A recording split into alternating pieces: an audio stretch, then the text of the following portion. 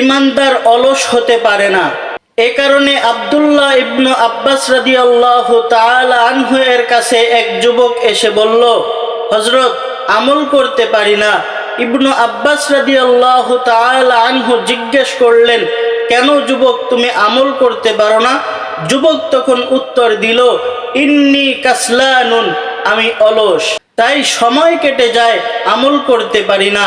ইবনু আব্বাস রাদিয়াল্লাহু তাআলা আনহু তখন যুবককে বললেন, ইন্নী আকরাহু আইয়াকুলার রাজুল ইন্নী কাসলানুন, আর আমি এই কথা কোনোভাবেই মেনে নিতে পারছি না যে একজন লোক বলবে আমি অলস।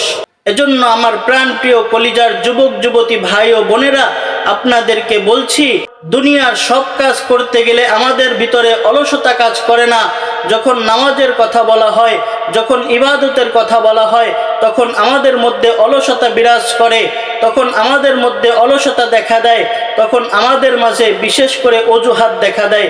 এজন্য সমস্ত অলসতা পরিহার করে, সমস্ত অজুহাত পরিহার করে আমরা একমাত্র আল্লাহর ইবাদতের মধ্যে ধাবিত হয়ে থাকব ইনশাআল্লাহ।